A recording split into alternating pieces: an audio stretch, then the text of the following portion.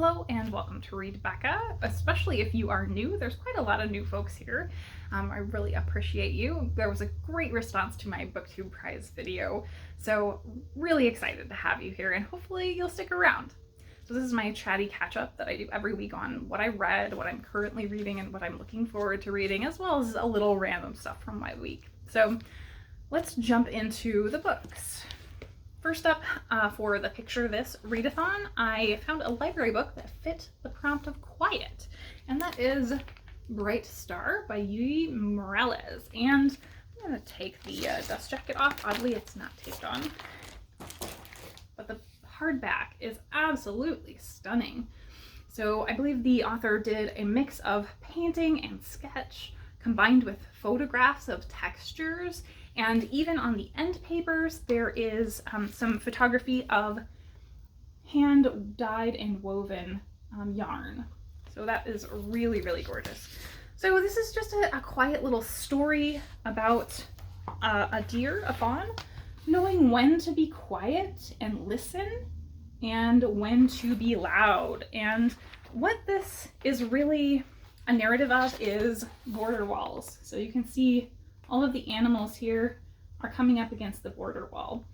And so this is a very simple narrative. There's not much to it. It's more poetry, and it's mixed English and Spanish. So it's really beautiful to read through, very simple. And it shows the way that these ecosystems are being disrupted. As well at the back, you know, if you've been around, I love a picture book with some back matter to it that has more information. So the author talks about wanting to do this because of how these ecologies have been disrupted, but as well talks about the Tohono O'odham Nation who live in the deserts at the borderlands, and they can't travel their own land because of these border walls and fences. So that was something I hadn't heard about before, and this is a native Mexican author. So really, really intriguing stuff, just beautifully written. So this gave me a jumping off point to look into some things more. So really great pick, Bright Star. The next one I have is my tome I finally finished, The Fall of Babel by Josiah Bancroft. And this is an absolute all-time favorite series, I think. This is the fourth and final book in the Books of Babel series. And Bancroft is a former poet, and so the writing is just very rich and lush. It's really beautifully written, and it's really innovative because each book kind of changes structure. So I can't really talk too much about it because it has changed so much over the course of the series, and this is the fourth book in a sequential series. We're starting off at the beginning with tying up a cliffhanger from the second book. And so we are completely in one single character's perspective for that first quarter, and we're being introduced in a new place, and it's a new ringdom. So each level of this tower is called a ringdom, and they're basically each their own city with completely different society and culture, different priorities. There are some very quirky things about each ringdom, and they're super entertaining. So getting to start this with being introduced to a new ringdom and what their society is absolutely fabulous. Every time we jump to a new ringdom, it's great. So I loved that. Then after that first quarter, we move more toward a traditional alternating perspectives between multiple other characters. And so these are all characters we know well and have been in the head of before. And Bancroft writes characters so well, especially the women. He's one of those great examples where he just writes women characters amazingly. They're very different and diverse in who they are and what their priorities in the world are, and each of them really shines. And so he just writes good women because he writes good characters, I think. So they go on this complete adventure, and I think book 2 and 4 really are just total nonstop adventure. So the pacing of this was so fast. I think that might be my one criticism, that it was really nonstop once you got past that first part. But considering it was wrapping up so many threads, it also is the most speculative of the series, I would say. So other than it being the tower and the tower being very strange, the setting was the main speculative element. This has some steampunk stuff to it, but the main, I would say, overt speculative thing was this sort of potion that's around. And that was it through most of the book. So I would have called this low fantasy until this book. This one, there is just sheer wonder to what's going on in this book. So yeah, it takes a drastic turn there. Yeah, so I can't really say anything else. I would say I loved the messaging. It wrapped up hammering home how much we can't rest on what's been built before. We have to keep progressing and creating a future for next generations. And I love that messaging, obviously. So I just thought it was great on every level. So then we had a much less successful reading experience, and that was First Person by Richard Flanagan. I really hated this book. This was awful. I talked about it last week that I really thought it was going to turn a corner and this was going to be like kind of poking fun at literary tropes and pretension. And it's not. It's 100% literary pretension. I really didn't like it.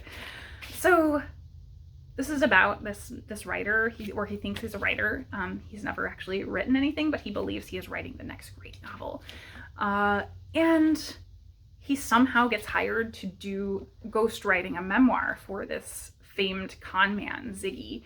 And so he has to spend a chunk of his time, a few weeks, in really close proximity with this megalomaniacal figure who is an insane white-collar criminal that has defrauded people out of money. Nobody knows the real story, and so he's supposed to kind of get the real story. At the middle of this, it was extremely compelling because the character, Ziggy, is actually telling what may be a true version of things, where he presented himself in a certain way, and that just allowed him to get away with asking for millions of dollars and people giving him that money. And ironically, or coincidentally, perfectly timed, I was watching The Dropout this week, and I binged through that. And The Dropout is the story of Elizabeth Holmes and her starting Theranos Corporation and being a complete fraud with the blood testing machines that she was trying to make. And she did the same thing, really. Like, she was successful because of how she presented herself, which is very, like, socially disturbing, because, you know, people that actually need, like, home loans and stuff can't get that sort of treatment, but these crazy people that have manic tendencies or excessive self-confidence can go out and present themselves in a certain way and get whatever they want. And it's incredible. And so he's finally hearing this potentially true version of things. And then he says it's not usable because it's too true, and people want memoirs to just be nice lies. And I was like, what? This is the only interesting thing that has happened in the book. And he knows how bad this guy is, but over this period of a few weeks, he just keeps, like, accidentally opening up to the guy and letting down his guard, and he just wants to trust him. Like, he believes this guy is, you know, probably a success that he should be interested in. And so he's trying to write this memoir and struggling and basically failing. And so it turns into really a story of mediocre men failing upward, and I really disliked that.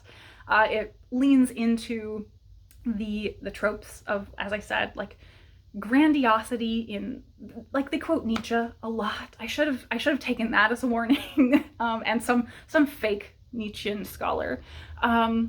Yeah, I should have known this was going to be that. But, like, in the authorial voice, it is boisterous and loud and kind of jokey. And I think maybe now, reflecting on it, maybe that's just because he's Australian and not because it was, like, satirical.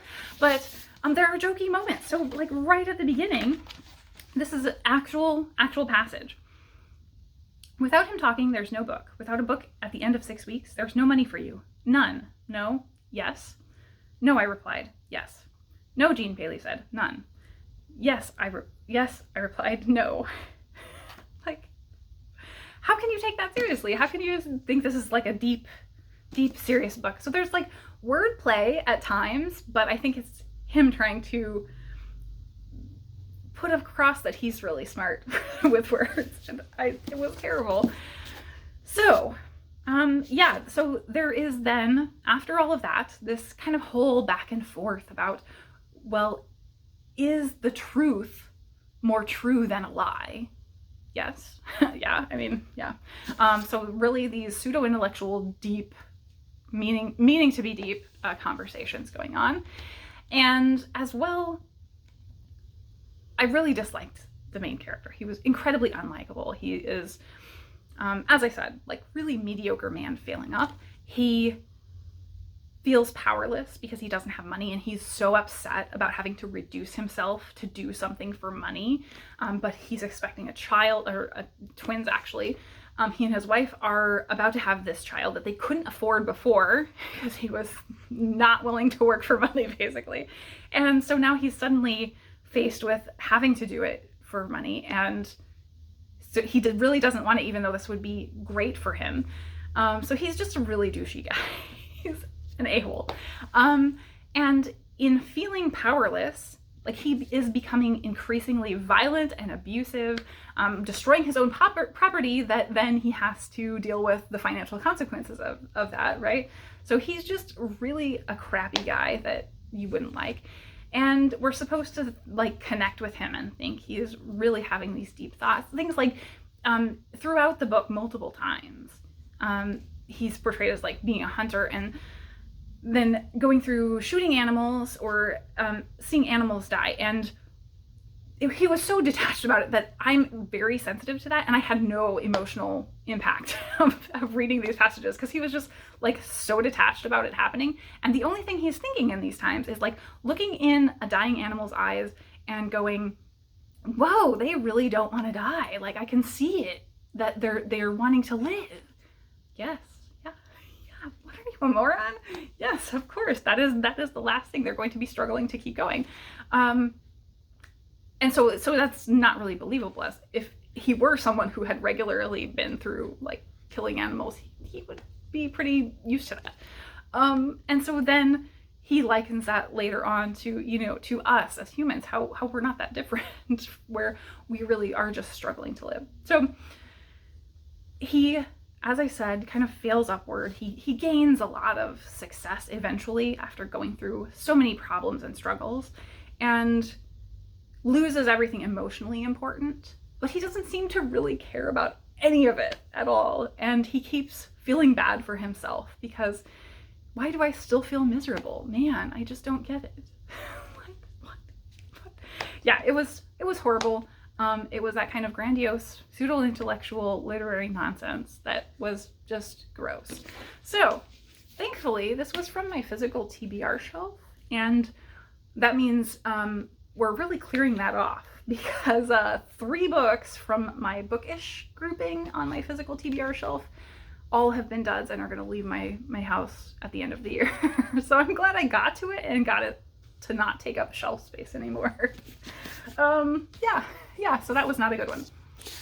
In terms of what I'm reading currently, I am reading Save Me the Plums by Ruth Reichel. And this is nonfiction. Ruth Reichel is a food writer, like extremely heralded in American food writing. And this is actually really, really fantastic. So I think this is surrounding her time as editor-in-chief at Gourmet magazine. So this one is thankfully really picking me up. I'm also reading on ebook Boys, Beasts, and Men by Sam J. Miller, which is a short story collection, very queer and speculative. And I'm really, really enjoying that one as well. And on audio, my hold for An Elderly Lady Must Not Be Crossed just came in, so I'm very excited about that. I loved the first one, sort of a short series of like vignettes or short stories about an old lady who kills people that she just doesn't want to put up with. So it's very fun. I think that's it for what I'm reading. In terms of watching, I have been watching The Dropout this week. Really enjoyed that. I am still on my binge of Amazing Race, which I'm up to season 25 now. We're nearing the end. I'm kind of sad at how close it's getting, but yeah, I've been really enjoying watching The Amazing Race. I honestly just don't want to watch much else lately because I don't have the brains to do it. In life stuff, I think I don't really have anything to talk about life-wise, and I took a bunch of clips this week because we had glorious weather for about half the week and terrible weather for the other half of the week. Like, it snowed yesterday. So I'm gonna give you a bunch of clips because I did a lovely like sunset walk around the lake at the park and got some great clips of that. So I'll just leave you with mostly footage in terms of my week update. It was a perfectly fine week, very stressful as it usually is. In terms of recommendations for the week, my main recommendation is going to be QuaranCon.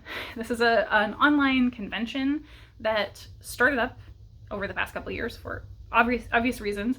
It's mainly to do with sci-fi and fantasy, but they have workshop type videos, panels on different topics. So if you are a writer or if you have interest in sci-fi and fantasy, I really recommend checking it out. It's all on YouTube and it is ongoing right now. So there are dozens of videos already up because it started a couple of days ago, but it's still going, so you can watch them live for many of the panels and stuff. So they're discussing all kinds of things like doing world building, different tropes in sci-fi and fantasy. They have author readings. So if you have any interest at all, check that out. I will just link the channel down below because there's so much to check out. The other one is, I'm going to sing the praises of Lindy again. Lindy's Magpie Reads, one of my absolute favorite channels. She reads a lot. She reads very widely. But as you all know, we are doing the Picture This Readathon about children's books, and so she had 2 videos this week about picture books, and one of them was for International Children's Book Day, I think, and she covered some great Indigenous children's literature, and then the other one was the Lambda Literary Prize children's books, and that's an LGBTQ plus prize. And so just really great like topical snippets of these specific books that she went through. So really great stuff from Lindy as always. So I will link both of those videos down below. So that is it for me again this week. Thank you so much for watching, and again, welcome if you're new. Why yes, I am an adult, and that means if I go to the post office and they have dinosaur stamps, I'm definitely getting dinosaur stamps.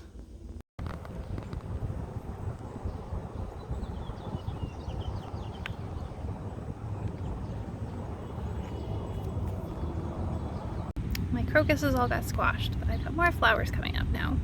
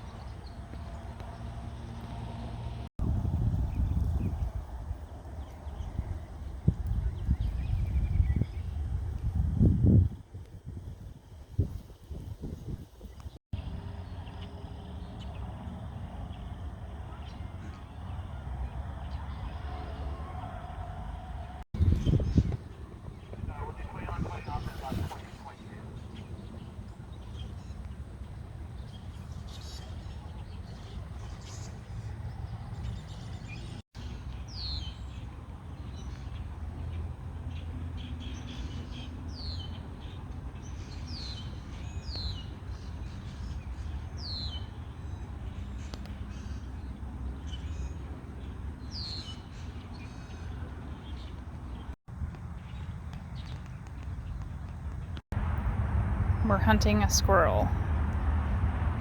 Got the happy tail, huh?